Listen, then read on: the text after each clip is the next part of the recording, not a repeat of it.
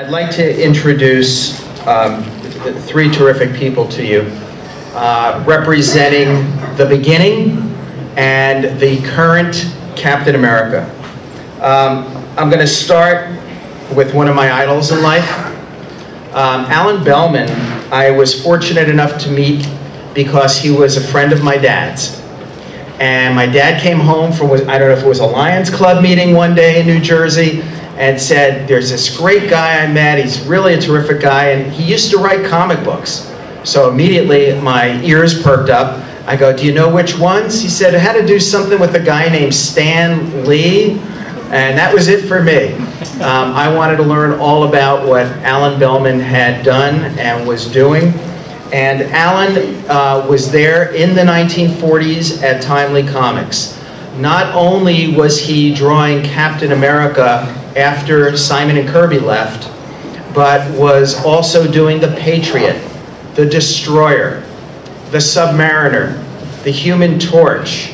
He was working on not only Captain America comics, but Marvel Mystery Comics, All Winners Comics, the Young Allies. And I have to tell you that I've been writing the histories and introductions for the Marvel Masterworks Golden Age Captain America volumes, putting together hopefully a definitive history on Captain America in the process. And Alan's contribution has been amazing.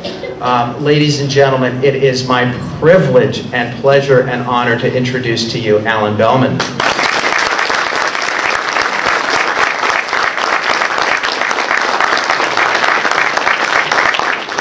Representing Captain America today, we have two really wonderful people who just happen to be married. Amazing. And even in the funny books, things like that happen. Elizabeth Breitweiser is a renowned colorist at Marvel Comics, having worked on Captain America with Butch Guice and with Mitch as well. And I'd like you all to meet Elizabeth Breitweiser.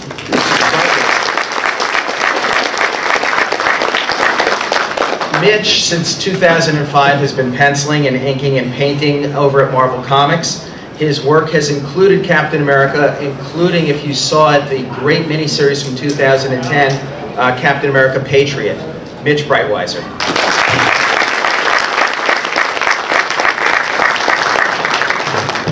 In opening, as I like to do as the historian, I would like to first pay my dues to the guys who paid their dues. And that is Joe Simon and Jack Kirby, the creators of Captain America.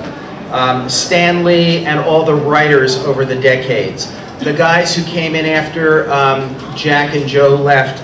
Al Avison, Sid Shores, Alan, of course, Johnny Romita. Beginning in the Silver Age with Stan and Jack's reinterpretation of Captain America. Then taken over once again by Johnny Romita, Gene Colan, the legend known as Jim Steranko, John Byrne, and so many other great artists over the years.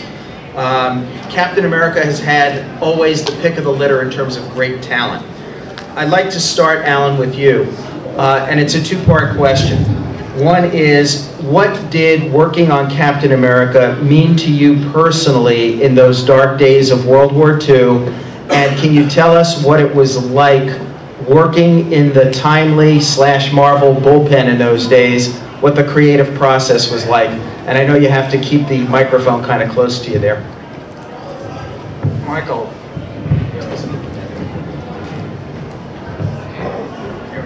Thank you, Michael. Great gentleman. Watch for his next movie, Batman Rises, coming out next year, correct? Dark Knight Rises, July 2012. We plug each other's stuff. Thanks for that wonderful introduction. I was all of 18 when I joined Marvel Comics, or Timely Comics at the time. Something I wanted to do for a long time, tell a story in pictures. I started working on doing backgrounds for Captain America at the tender age of 18.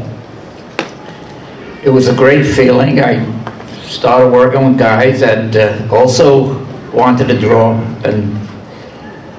but Captain America at that time was just another character, and later on, after doing backgrounds, they promoted me and put me on pencil and ink. I always penciled and inked, although Stanley would say, Alan, would you ink this? You know, so we did whatever Stanley asked to do, you know, happy to have a job. And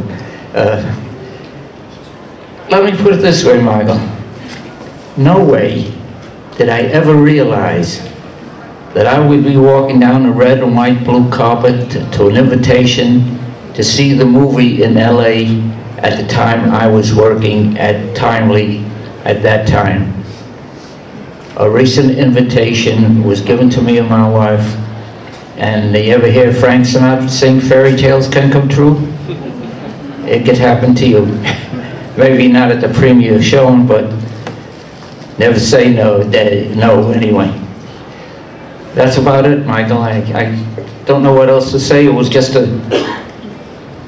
I was doing what I had wanted to do, tell a story in pictures. And I used to draw. My father had a bakery store, and I created the bags with the advertisements and drawings. I drew my father's brown bags that he put the bread and cake in, and that's my little stick figures. If you have anybody have those bags, well, just hold on to them. And Alan, did you report to a bullpen every day? Did you work at home? What was the creative process itself like back in the 40s? No, we had a bullpen. We referred to a staff as a bullpen. And I worked with great gentlemen like Sid Shores, who is gone now. Vince Alacia, who inked Captain America, and I said I started doing the backgrounds and worked with gentlemen like Don Rico. I didn't see Stan Lee for a while. I think he was in the Army, but he did come back, and it's so hard and difficult to explain, because then it was a job. I was contented and happy. Now, years later, I never realized, my goodness, you know, I was brought out of retirement, and I never thought that at this age, I'm 87, by the way, and I love life. I mean, it's just great drawing for the fans. That's all I care about, drawing for the fans. That keeps me out of trouble. And which is great. I have to tell you, I have Alan's originals hanging up in my office. And if you are by his booth downstairs later on and you want to get any of his original artwork or commission pieces, they're absolutely phenomenal. Mitch, let me ask you today. May I just want to say something? Oh, sure. I'm sorry, Michael. Sure, go ahead. I penciled a poster for the today's convention, and I was amazed at the inking job and coloring job from Mitch and Elizabeth. Yeah, after 50, you know. They did the most wonderful job on my penciling that I must say, and I take my hat off to both of them.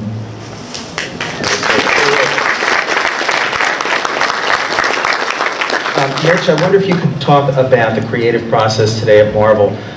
People have talked about a Marvel method of doing things as opposed to full scripts. What is it like in terms of the creative process? Do you work at home? Do you ever go in? Is there a bullpen anymore? How does it work for you, and how does it work generally at Marvel creatively? Okay. Well, first of all, I just want to say thank you to Alan Bellman, and it was a real joy to ink his pencils. That you know, made my week a couple weeks ago. It was a real pleasure, and. You guys want to come home with me now? and I think it's worth mentioning, and it's really important, at least to me, and I know it is to all of you, that a lot of guys back then, a little older than Alan, had taken up arms and had gone to Europe to fight the Nazis and fight Nazism. But Alan's contribution to fighting Nazism with a brush and a pen is no small contribution, and it meant a lot to a lot of people, and it still does.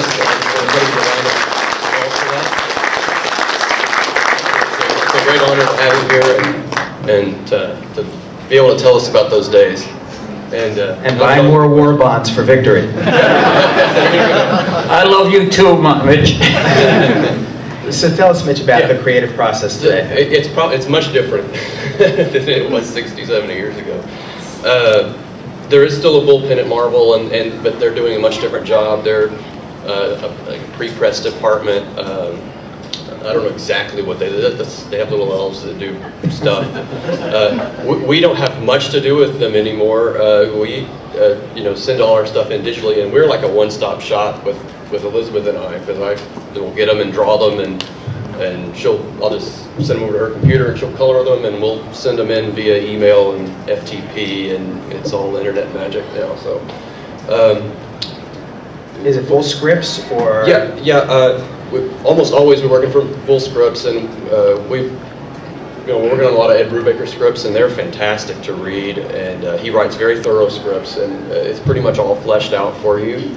And a couple of years ago, though, I got to work with Roy Thomas on a Submariner project, and he wrote in a Marvel style script, which was the first Marvel style script I've ever done.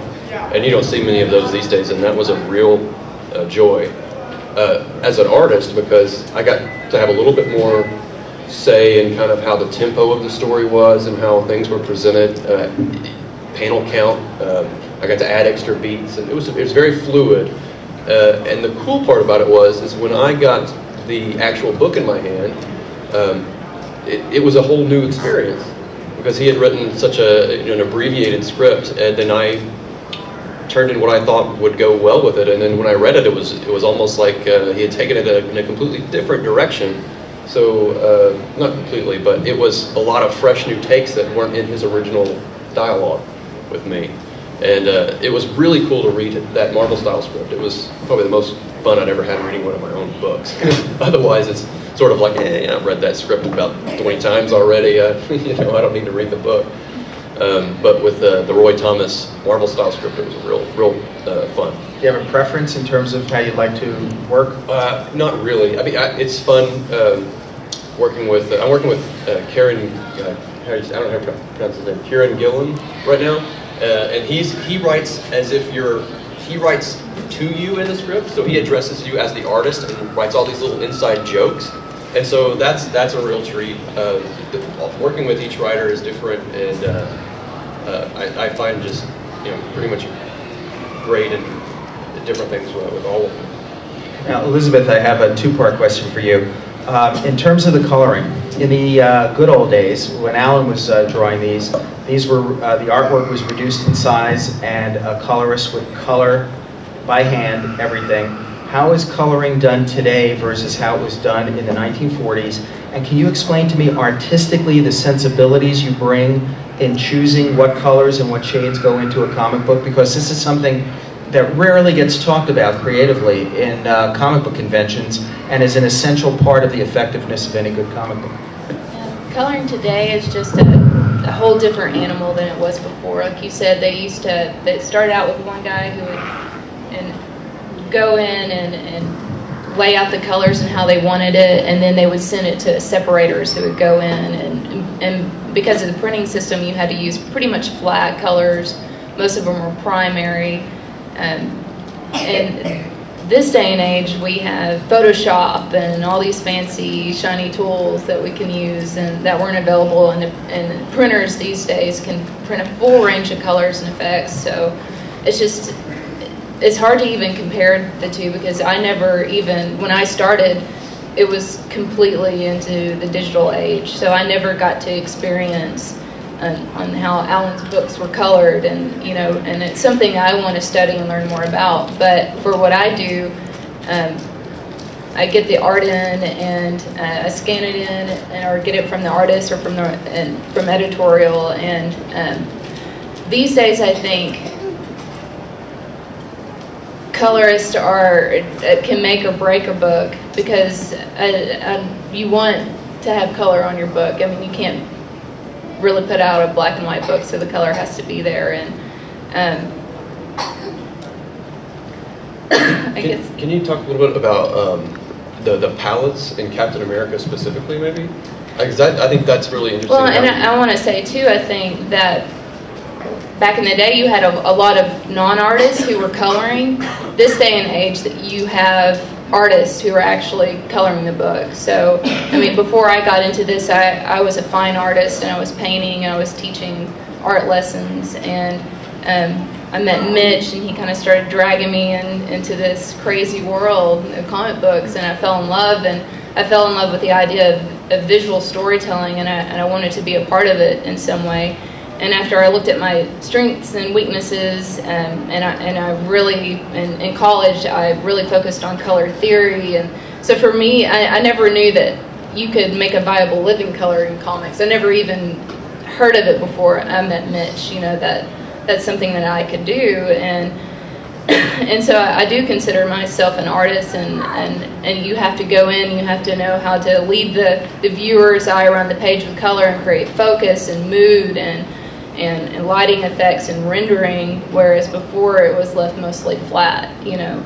And so just the huge leap in technology is really taking coloring into a whole different world these days. And it's you have to be really conscious too, not to go overboard with Photoshop. That is a big problem. You can go so many places with it that it's you know, it's an unwieldy beast. Sometimes you have to rein it in and try to, you know, especially with Captain America, you be conservative with the palettes, and you know, and it's very easy to get a little crazy with the effects and get a little too garish and whatnot. But she does such a great job. I'm really proud of her. Creative restraint. Yeah, creative restraint. I say to you, you are great colorist. I'm an artist. Alan, let me ask you a two-parter.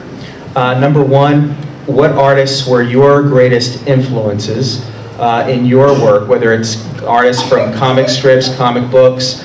And then I'm going to ask you also, at the time, did you really know that what you were doing, what you were drawing, was art that would one day be hanging in museums, that would be going for thousands of dollars, that people would consider as a serious, legitimate American art form?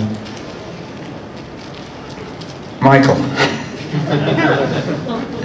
at the tender age of 18, 19, 20, and so forth, we never knew or anticipated what is happening today in the comic book industry.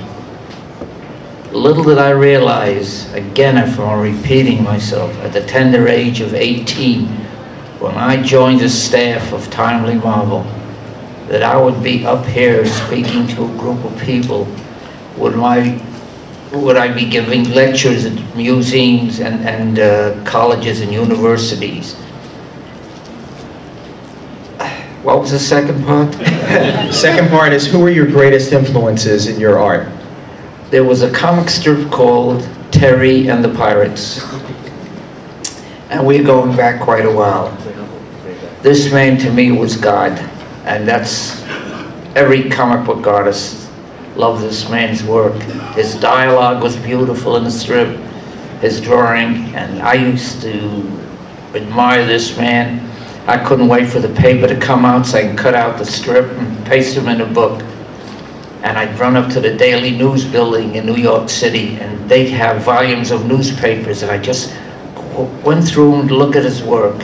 And then there was Flash Gordon, drawn by an artist by the name of Alexander Raymond, or as he signed his work, Alex Raymond.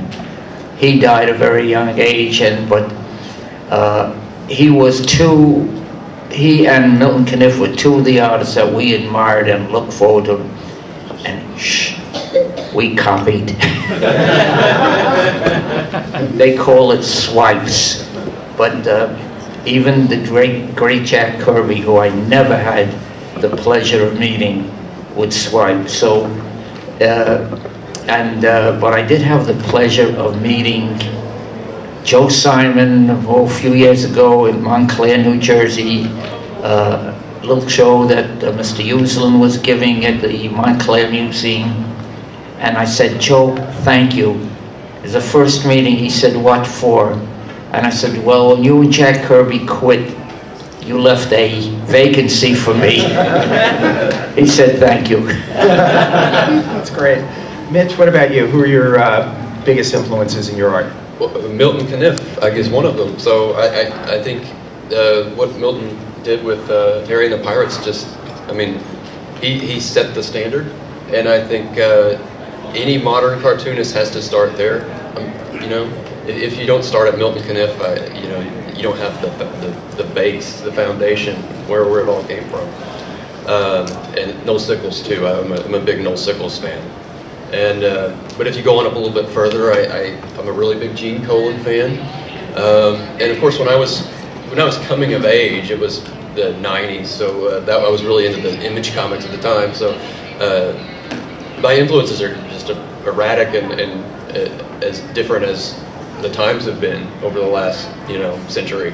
So you know, I was heavily influenced by the '90s art as a teenager, and then for modern cartoonists, I'm really inspired by what Butch does. Butch is just a phenomenal. I wish you could be here. And what Chris Somney's doing with Elizabeth on Cap and Bucky is really just a beautiful. As far as my contemporaries go, they're both so talented. Jack Kirby, of course, is always an influence. Should I go on? That's great. Alex Raymond. I mean, yeah, really. Seriously, everybody just start with Alex Raymond and Milton Caniff, and just go from there. And I don't think you'll be steered wrong. Elizabeth, is there a colorist who has inspired your work or who has influenced your work? Yeah.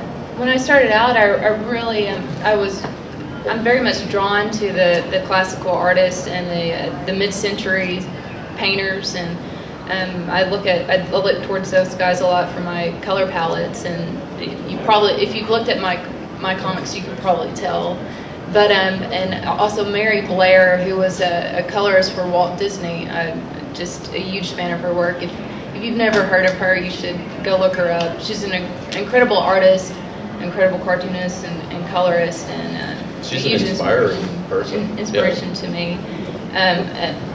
James Jean, as far as a modern painter, and you know, just I pull and take from everywhere, kind of, you know, everything from fashion and interior designs, and I could go on and list people, but those are a couple of my favorite people I'm always looking to, and I'm trying to think of.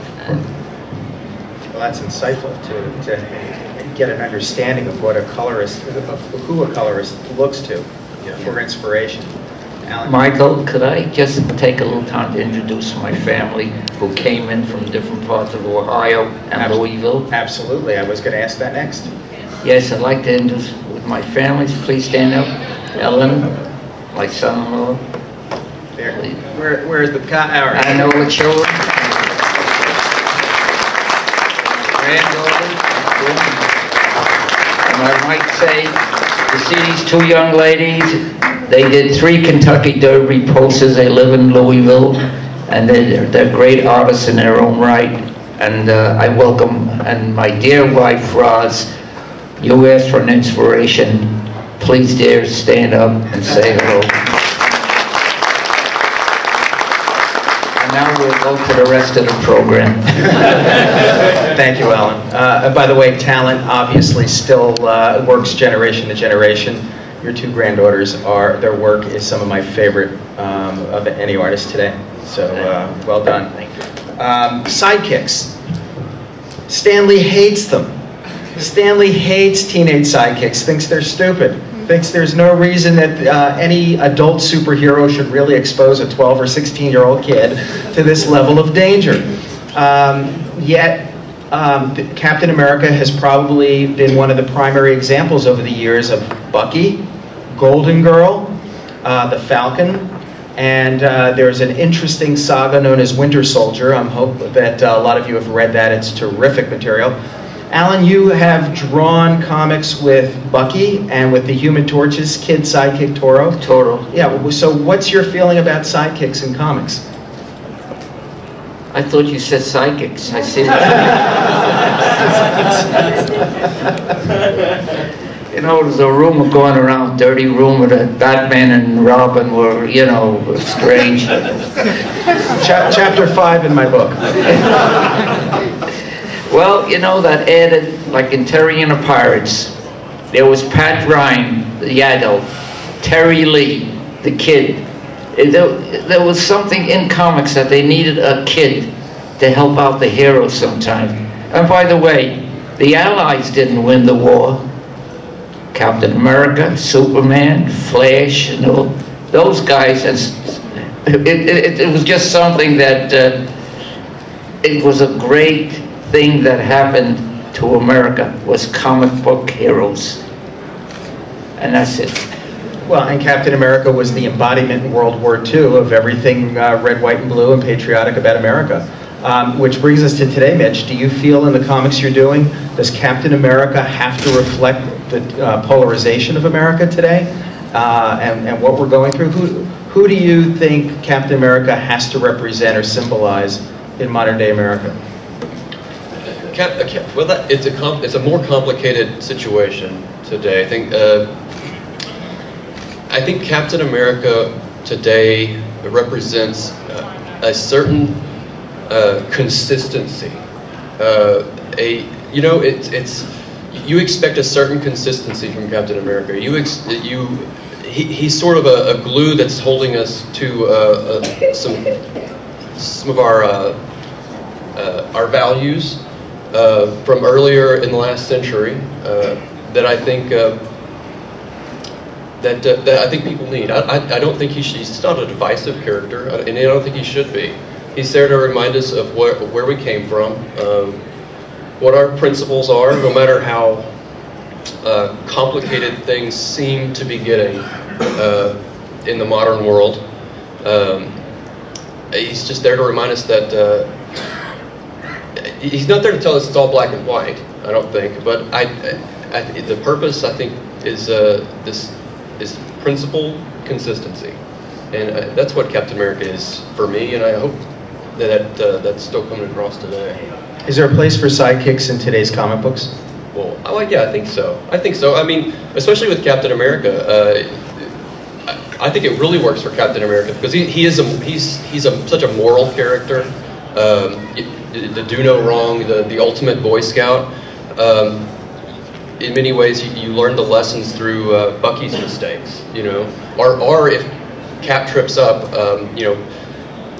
Bucky's there to call him out. It really works for Captain America, and look where Bucky's led us. Bucky led us to the great Ed Brubaker run in modern comics. I mean, arguably, Bucky maybe secretly I'm a favor Bucky more than Captain America because I'm always rooting for the underdog. So he kind of it's a nice underdog character you're always rooting for, and poor Bucky he's just a punching bag. He gets killed over and over again, and you just feel so bad for him. Now, I fell into the generation in between Alan and Mitch as a baby boomer. Some of the Captain America stories I remember and themes in the late 60s and early 70s during the Vietnam War era. I remember Captain America faced with a particular challenge when he showed up on the campus of something close to Kent State and saw a lot of young people protesting and demonstrating, and then saw a lot of National Guardsmen being called into the campus, and Captain America kind of being in the middle trying to figure out who he was representing here. These young people had a right under the Constitution to protest and demonstrate, yet the National Guard were under orders and had things to do, and it was a lot of soul searching as to who is Captain America. Does Captain America change every 4 years with whatever the administration is? Or does Captain America symbolize and mean something way beyond that? I know for my generation, it was always an interesting question to mull. Well, Captain America was money to the publisher. Is it dose of reality? If it sold books, they'll be on your side. If it's sold books, it'll be on the other side. It all depends. But that's the main issue. I don't want to start a pun thing here, but that's the main issue. Money and sales. Stan Lee says that the only way a superhero can be successful over many decades is if he has great supervillains.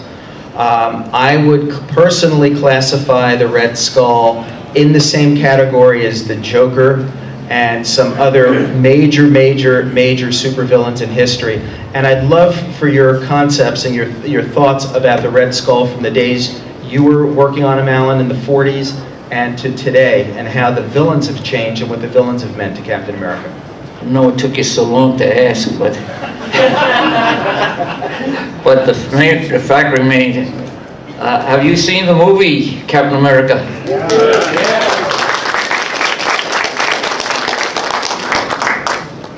They gave the Red Skull shiny white teeth.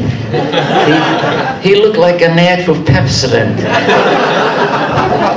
And I told the producer, Kevin Feige, of course with tongue-in-cheek, I said, he has disgustingly crooked teeth, little beady eyes of sockets, like any usual human good skull, you know? And I don't think it went too well. But I hope maybe the next movie, which will be out in May, that perhaps he may take me seriously, or he may say, I'm glad I got rid of this guy, you know. Mitch, what do you think about supervillains? Well, I agree with Alan. I mean, his teeth were way too white. So it's like the guys that didn't drink coffee or anything. No, he had nice blue eyes like any good Aryan, you know. I mean, it just was. I draw this Red Skull. I put my heart and soul. This son of a bitch is mean. And that's the way I draw him. I think, well, I wish Ed Brubaker was here because he'd probably have a lot more to say on this, but I know the saying goes that any really good story or any good hero is really only as good as its villain. So it really, unless you have somebody to really challenge as perfect or near perfect or as patriotic a superhero as Captain America is, he just needed a really beastly, devilish, equal counterpart. I mean, it was, he is right up there with the Joker, who is just as devious and brilliant as the hero is. Or not devious as the hero, but as brilliant as his counterpart, just on the opposite end of the spectrum. So yeah, I think any really good story hinges on how good the antagonist is. Now the movie's been brought up. Elizabeth, what did you think of the movie? I loved it. I thought it was fantastic, and I'm working on the Captain America and Bucky series right now, and I didn't get to see the movie before I started that, but we finally got around and got deadlines enough out the door that we got out to see the movie, and I felt like I was watching what I was coloring, you know. It was just the same scenes, and it was nice to see that I got my color palettes kind of right, you know, and it was almost just like, it was really cool to be able to work on that book and see the parallels, and to see everything from the fashion and the settings and the art, you know, just the whole package. I thought was brilliant, and I loved it, and it was really neat to see on the big screen what I've been slaving away in my little cave, all week on, or all the past 5 years on, and to get to see it up there. Mitch, did you love it? Oh, absolutely! It was a great fantasy film in a way. I mean, it was just very well done. Directing, acting was really solid. I loved the sets and I loved the costumes. And the girl who played, who was that? Yeah, she was phenomenal and gorgeous. And the actor that played Bucky was really good. I really enjoyed him. And Chris Evans was great. And yeah, honestly, I'd be lying if I said I didn't get a little bit emotional. You know, when you see Cap in that costume for the first time after you've drawn him for so long and he means so much to you. But don't cry now. Well, yeah, I'm not gonna get all weepy on Alex, so he'll make fun of me. I have the hardest respect for you, but I couldn't wait to get that out.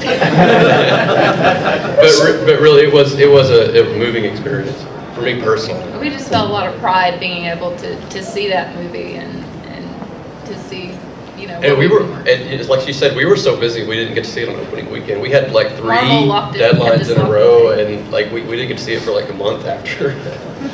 My favorite part was seeing on Entertainment Tonight Al Bellman walking down the red carpet. That was really, really great. The red, white, and blue carpet. They changed it, really. Did they really have this red? It was a red, white, and blue, yeah. Let me ask the audience now. We've had 3 what I thought were really good Marvel movies this summer. X-Men First Class, Thor, and Captain America.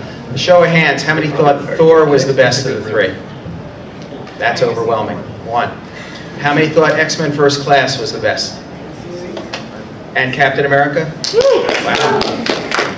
So to me, the Captain America movie reminded me of another movie I loved that did not do well at the box office. It was called The Rocketeer. And if any of you have not seen this movie, I contend it virtually qualifies as the prequel to the Captain America movie.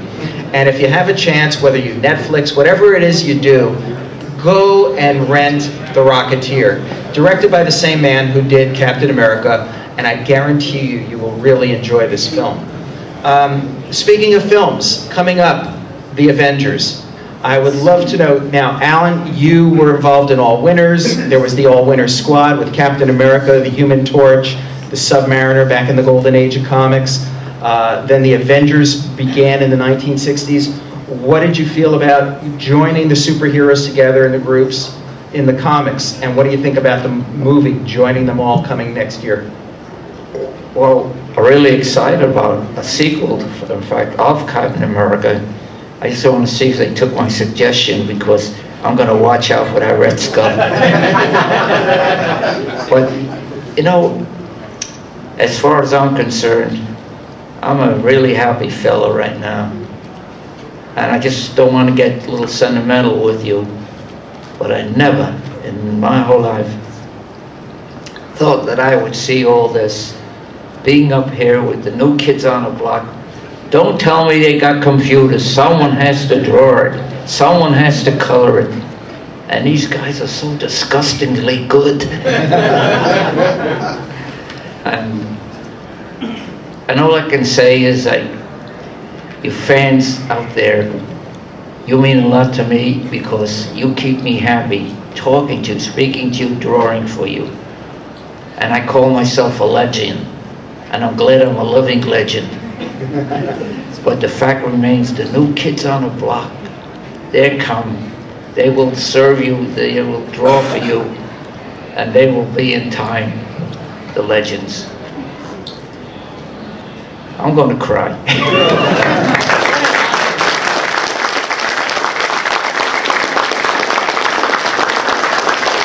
Yes, Elizabeth, you're looking forward to the Avengers movie? Yeah, we in New Mexico, we went to a little convention and we got to meet some. They were there working, and some of the guys from the set came to the convention, and we got to meet them and hear about what was going on. Oh yeah, they described some of the sets for us, and I'm not going to tell you what they were because they're top secret, but the sets sound really cool. It should be really There's terrific. going to be some neat surprises. We have time for just 1 or 2 questions from the audience. So just for, whether it's for Alan, for Mitch, for Elizabeth, comics, movies, yeah. I guess for all of you, but I've noticed that 42, so I've been doing comics my whole life, and I've noticed that on average, for the newer books, there seems to be a lowering quality of art in some of the books that are put out by all of the companies, not just Marvel or anything like that. I mean, do you have any comment on that? I mean, personally, I think computers are helping or hurting that a lot. I think Mitch touched on it earlier. I hate to say it, but a lot of it is due to the coloring. I think there's a lot of people who are colorists who are really good at Photoshop, but don't have that foundation in fine arts and traditional art and atmospheric perspective and how values and color theory and color saturation versus, just they don't know. And I think they use those bells and whistles too much and end up blowing out the art, and I'm just speaking as far as the coloring, but I know there's a lot of really bad coloring out there that ruins the art. So just, that's my 2 cents on some of that. Yeah, and printing, you know, there are printing problems. They're printing, God knows how many books they print a month, you know, and that might be, you know, part of it too. If you feel like the art's gone downhill, they are printing a lot of books. You know, I think DC's new thing, they're doing 52 books. I'm not sure what their roster was last year, if that was a full 52 books or not, but they put a lot of pressure on their artists to get a lot of art done in a very short amount of time. And you know, as much as we want to consider it's our baby and it's our artwork, it's also mass production. And we, you know, I have to do at least 2 books a month. Sometimes they want me to do 4 books a month. I can barely do 2. So you know, we can only get pushed to a certain level. You know, they have to try out new people and keep fresh talent coming in. So there's always going to be. I know that my first, you know, half dozen books, I never want to look at them again. You know, so I mean, it just takes a little while to break in new artists, and you know, just give them a little time, and they'll get better. I know a lot of more established artists right now are going off and doing some of their own projects, pet projects and stuff. So those guys will, you know, veteran artists may leave Marvel or DC for a while and do some independent things, but they'll go back. And there's room for everyone, and the artists that are young will get better. You know. We have time for one last question. Batman. I have to call on Batman. It sounds, you know, that you guys have a lot of love for Bucky in the comics, and I'm wondering what you thought of him being Cap's contemporary. Did you think that worked? Did you think it was weird? It's a little weird for me because I'm working on the new Cap and Bucky series, which, you know, I was on the Captain America series and then it split, and I went to the Captain Bucky side, and it's a retelling of kind of Bucky's whole side of it. So if you haven't checked it out, it's a great book. Brubaker's writing, Chris Somney is on the artwork, and it's phenomenal. But it's different from the movie. So when I saw the movie, I was a little bit thrown back, you know, and I won't give it away for you if you haven't picked up the book, but it is different. So it was a little weird for me, and I'm not for sure which way I like it better. You know, in the movies, they have to do it their way. Well, you got 120 minutes or whatever. Yeah. That's just, or 90 minutes, I guess. It's just, you know, there are time constraints, and to introduce a whole new story arc for Bucky, I can see why they did what they did. Because to do it the way it is in the comic books would probably require an extra 5 minutes or 10 minutes of real time. And if you're interested in that character, go pick up Cap and Bucky. It's a really great read. It is, yeah. Pick up Cap and Bucky. I think this woman in the front row here would like to ask a question. Yes, Roz. No, I just want to make a comment. In the late 80s, this is for everybody here in the room, Alan was working for a newspaper at the time, and he came home one night, and he said to me, "You want to send me to school to learn how to draw on a computer?" Well, we're 2 people in one house with 3 computers. He said, "I'm retired. I'm getting out of this because I can't eat. They're stealing my heart." To quote out, "They're stealing my heart." So, needless to say, when you what you do on the computer now, Alan just put a Mac because he can say, "I can do that." Macintosh. If you're an artist, you need a Mac. You want them. I can't go near it. But I don't even know how to use it myself.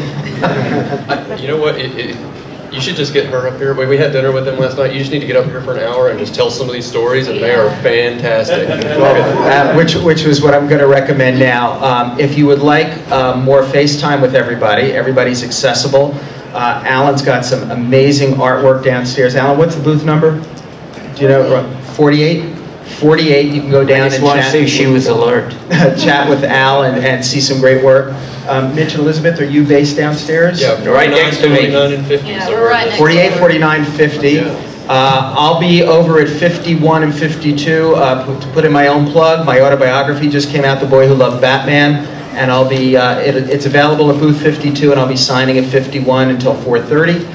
Folks, you know, the only way we can show real Midwest, Cincinnati appreciation to these folks for coming to us and for representing every era from the golden age today is with a real Cincinnati ovation for these folks. So please join me in thanking Alan.